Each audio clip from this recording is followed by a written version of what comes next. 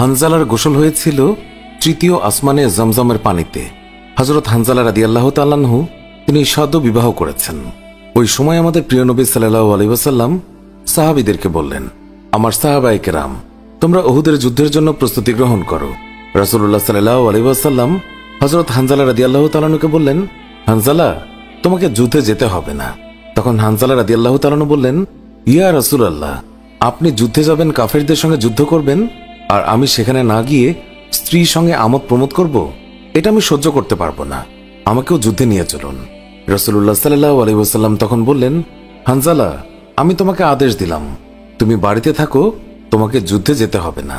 হানজালা তখন নবীর আদেশ শুনে কাঁদতে কাঁদতে বাড়ি চলে গেল। আমাদের প্রিয় নবী সাল্লাল্লাহু আলাইহি ওয়াসাল্লাম সাহাবীদেরকে নিয়ে যুদ্ধে চলে গেছেন।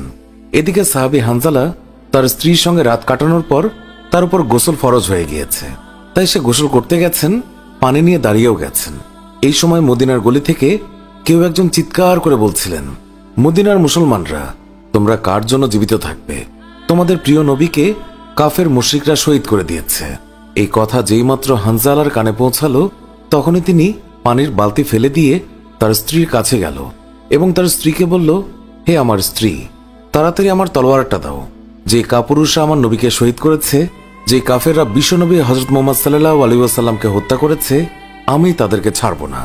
আজ হয় তারা মরবে, না হয় আমি মরব। যেই দুনিয়ায় নবী নেই, সেই দুনিয়ায় আমি বাঁচতে চাই না। দাও, আমার তলোয়ারটা দাও। তখন হানজালার স্ত্রী বললেন, আপনি আমার নবীর হত্যাকারীকে হত্যা করতে যাচ্ছেন? যান, আমি বাধা দেব না, আমার বাধা দেওয়ার অধিকার নেই। তবে আপনি দয়া করে গোসল করে পবিত্র হয়ে যান, কেননা আপনার উপর গোসল ফরজ হয়ে গিয়েছে। এছাড়াও আপনি যদি উহুদের ময়দানে শহীদ হয়েও যান, আমি কোনো দুঃখ করব না। উত্তরে হানজালা বললেন, না, যদি আমি গোসল করতে যাই, তবে আমার নবীর হত্যাকারীরা কিছু সময়ের জন্য হলেও বেঁচে থাকবে। এটা আমি হতে দিতে পারি না। আমার যেই দুনিয়ায় আমার নবী বেঁচে নেই, ওই দুনিয়ার পানি দিয়ে আমি গোসল করতে পারি না। এই বলে তিনি তলোয়ার নিয়ে চলে গেলেন। উহুদের ময়দানে তিনি অনেক কাফেরকে হত্যা করলেন। একসময় যুদ্ধ করতে করতে তিনি শহীদ হয়ে গেলেন। যুদ্ধ শেষ হয়ে গেলে আল্লাহ রাসূল সাহাবীদেরকে বললেন, হে আমার সাহাবীরা, তোমরা যাও, গিয়ে দেখো আমার যে সকল সাহাবায়ে কেরাম শহীদ হয়েছে তাদের লাশ সংগ্রহ করো এবং তাদেরকে গোসলবিহীন দাফনের ব্যবস্থা করো। সকল শহীদের লাশ এনে এক জায়গায় রাখা হচ্ছে। নবীজি গুনে দেখলেন ৬৮টি লাশ রয়েছে, ২টি লাশ নেই। একজন তার চাচা হামজা রাদিয়াল্লাহু তাআলা আনহু, আর আরেকজন হানজালা রাদিয়াল্লাহু তাআলা আনহু। অস্থির হয়ে পড়লেন নবীজি। সব সাহাবাদের পাঠালেন লাশ খোঁজার জন্য।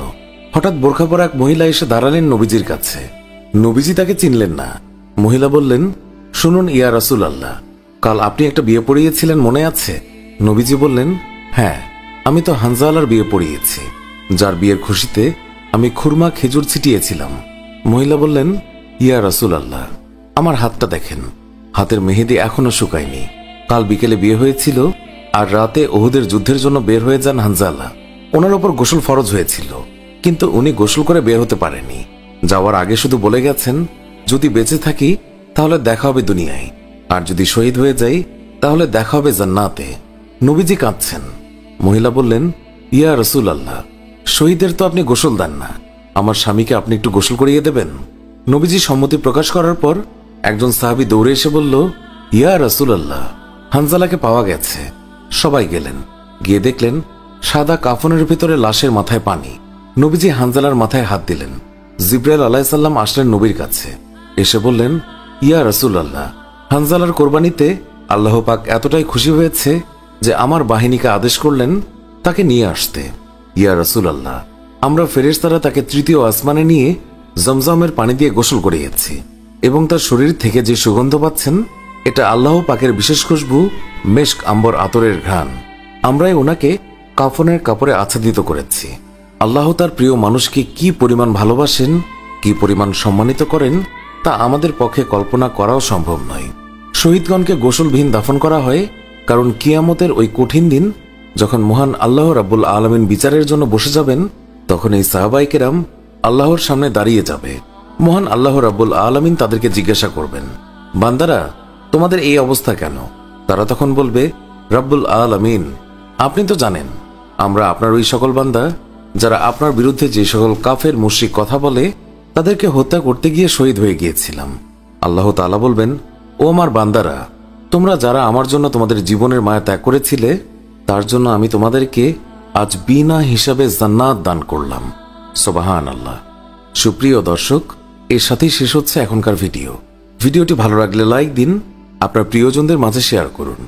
নিয়মিত এরকম ভিডিও পেতে এক্ষুনি আমাদের চ্যানেলটি সাবস্ক্রাইব করে পাশে থাকা বেল আইকনটিও প্রেস করুন। এতে করে আমাদের সব ভিডিও আপনার কাছে পৌঁছাবে। এখনকার মতো বিদায় নিচ্ছি, দেখা হবে নতুন কোনো ভিডিওতে। এতক্ষণ ধরে ভিডিওটি দেখার জন্য অনেক অনেক ধন্যবাদ।